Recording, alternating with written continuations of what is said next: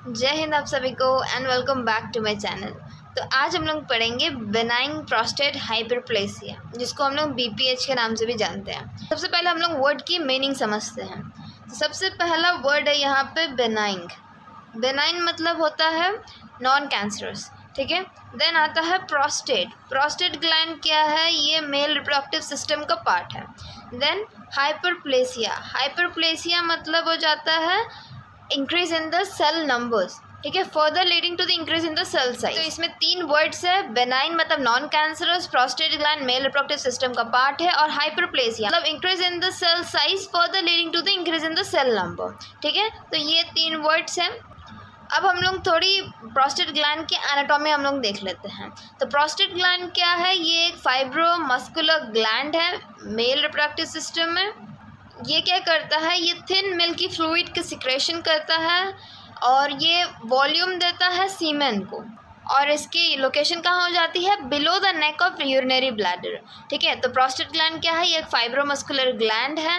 ये सिक्रीट करता है थिन मिल्की फ्लूइड, ये देता क्या है? वॉल्यूम सीमेन को, ठीक है। और ये रहता कहाँ पे है? Below the neck of urinary bladder, ठीक है। तो आगे बढ़ते हैं हम लोग इसकी इंट्रोडक्शन में। Benign prostate hyperplasia is also known as benign prostatic हाइपरट्रॉपी।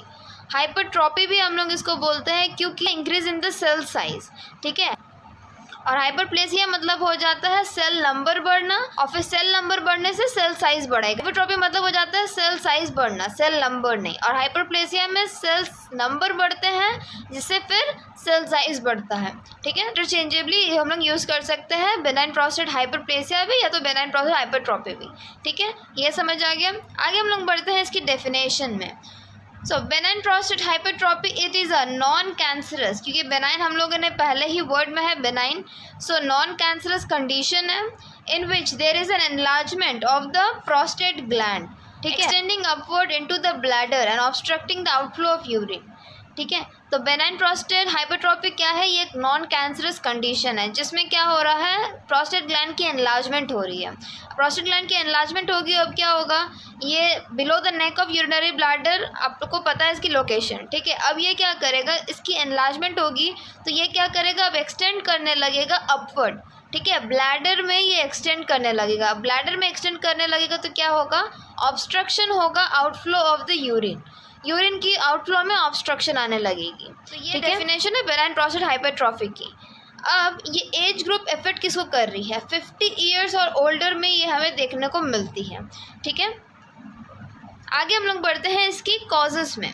सबसे पहले तो इसकी कॉज अननोन ही होती है, इडियोपैथिक, ठीक है। देन हार्मोनल अल्ट्रेशन के कारण, फैमिली हिस्ट्री के कारण, हेरिडिटी या डाइट के कारण, ठीक है। तो ये कुछ इसके कॉजेस है। पहला तो अननोन है, या तो हार्मोनल चेंजेस के कारण, एजिंग के कारण, फैमिली हिस्ट्री के कारण, हेरिडिटी या डाइट के कारण ये होती है।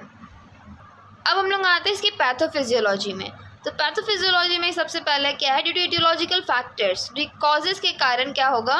नॉर्मली जो थिन और फाइब्रस आउटर कैप्सूल है प्रोस्टेट की, वो क्या होने लगेगी? स्पॉन्जी और थिक होने लगेगी जैसे ही एनलार्जमेंट बढ़ता जाएगा, ठीक है। पहले क्या है? थिन और फाइब्रस जो आउटर कैप्सूल होते हैं वो स्पॉन्जी और थिक होने लगते हैं, ठीक है। अब जैसे ये हो गया स्पॉन्जी और थिक हो गया, देन क्या होगा? हाइपरट्रोफिड लोब्स, कंप्रेस ब्लैडर नेक। यहाँ पे हाइपरट्रोफिड लोब इसलिए कहा गया है क्योंकि प्रोस्टेट ग्लैंड एनाटॉमिकली 5 लोब्स में डिवाइडेड है। पहला एंटेरियर पोस्टीरियर में, 2 लैटरल लोब्स में और एक मीडियन लोब्स में डिवाइडेड है। अब ये जो लोब्स है इनकी सेल साइज बढ़ने लगेगी। जैसे इनके सेल साइज बढ़ते रहेंगे ये क्या करेंगे? फिर कंप्रेस करेंगे ब्लैडर को, ठीक है। इससे क्या होगा? Causes incomplete emptying and urinary retention. अब यूरिन आउटफ्लो को ऑब्स्ट्रक्ट करेगा तो इनकम्प्लीट एम्प्टिंग होगी, ठीक है, और यूरिनरी रिटेंशन होने लगेगा।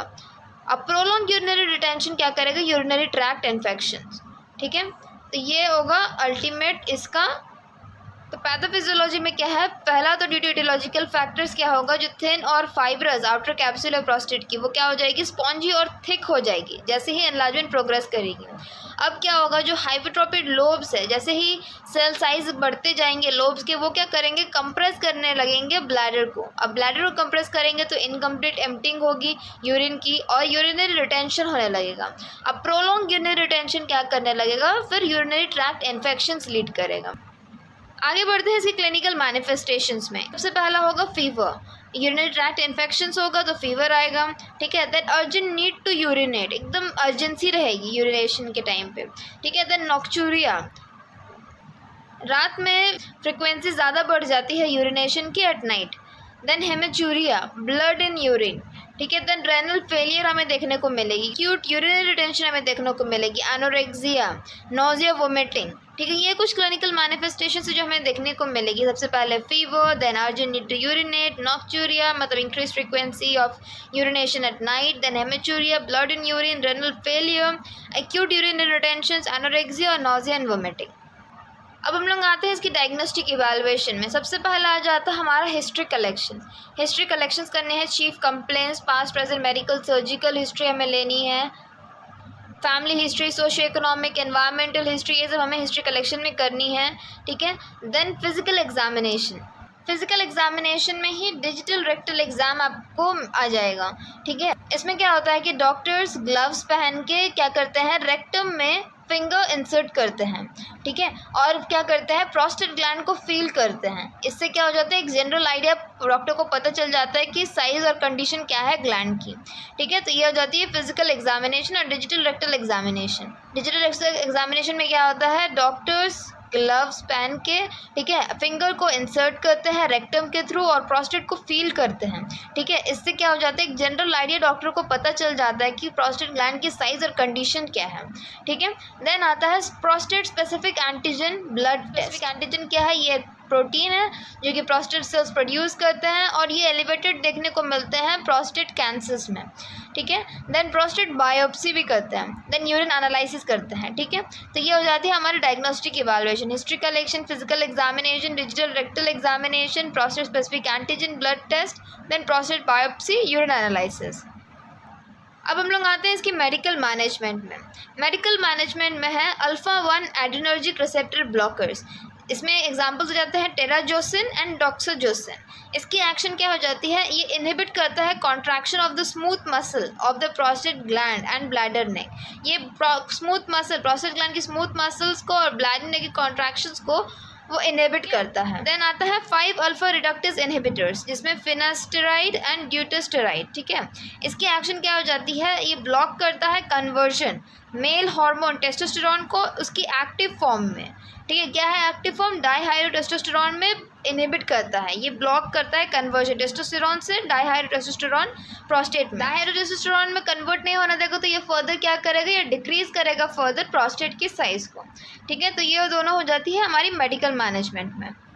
अब आते हैं हम लोग सर्जिकल मैनेजमेंट में। सर्जिकल मैनेजमेंट में सबसे पहला है transurethral resection of the prostate.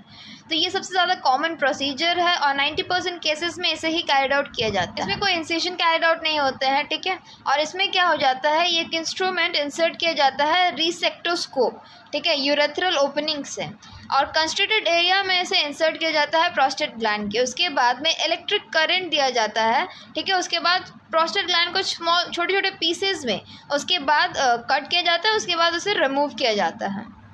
तो transurethral resection of the prostate में क्या हो जाता है, ये एक नो इंसिजन प्रोसीजर है और कॉमन प्रोसीजर है। 90% ऑफ द केसेस में बीपीएच की सर्जिकल मैनेजमेंट में इसे ही यूज़ किया जाता है। और इसमें क्या होता है कि रिसेक्टोस्कोप इंसर्ट किया जाता है यूरेथ्रल ओपनिंग से, ठीक है, कंस्ट्रक्टेड एरिया में प्रोस्टेट ग्लैंड की। उसके बाद इलेक्ट्रिक करंट दिया जाता है और उसको प्रोस्टेट ग्लैंड को स्मॉल पीसेस में करके उसे रिमूव किया जाता है। सुप्राप्यूबिक प्रोस्टेक्टोमी और रेट्रोप्यूबिक प्रोस्टेक्टोमी, दोनों में ही प्रोस्टेट ग्लैंड की रिमूवल होती है, ठीक है। बट सिर्फ डिफरेंस इतना है कि लोकेशन कहाँ है, मतलब इंसिजन करने की लोकेशन कौन सी है।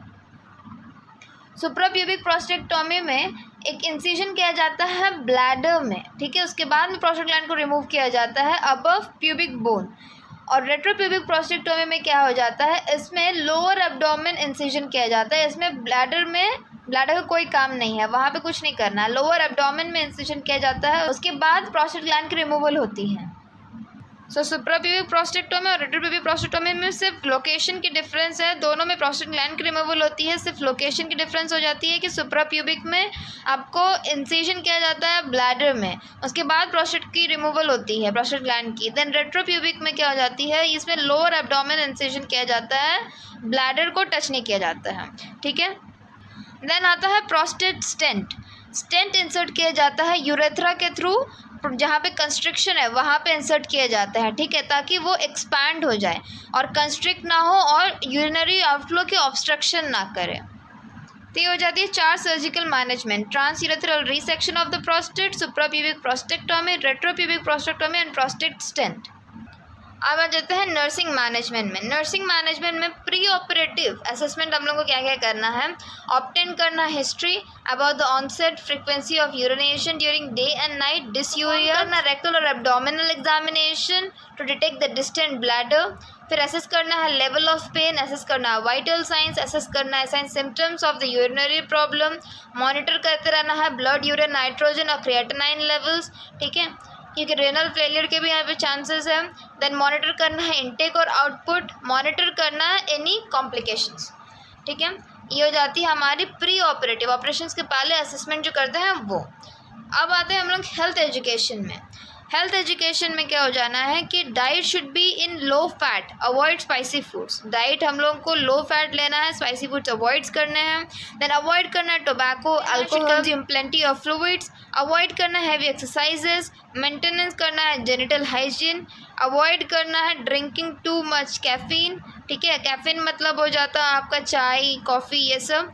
देन लिमिट करना है बेवरेजेस इन द इवनिंग, ताकि नॉक्चूरिया ना हो। ये है हमारी आज की condition, benign prostate hypertrophy. Benign prostate hypertrophy condition क्या है? इसमें नॉन कैंसरस कंडीशन है जिसमें प्रोस्टेट ग्लैंड की एनलार्जमेंट हो जाती है। प्रोस्टेट ग्लैंड एनलार्ज होता है जब वो क्या करेगा, फिर वो एक्सटेंड करने लगेगा अपवर्ड ब्लैडर में, ठीक है। अब ब्लैडर में एक्सटेंड करने लगेगा तो ये क्या करेगा, ऑब्स्ट्रक्ट करेगा आउटफ्लो ऑफ द यूरिन, ठीक है।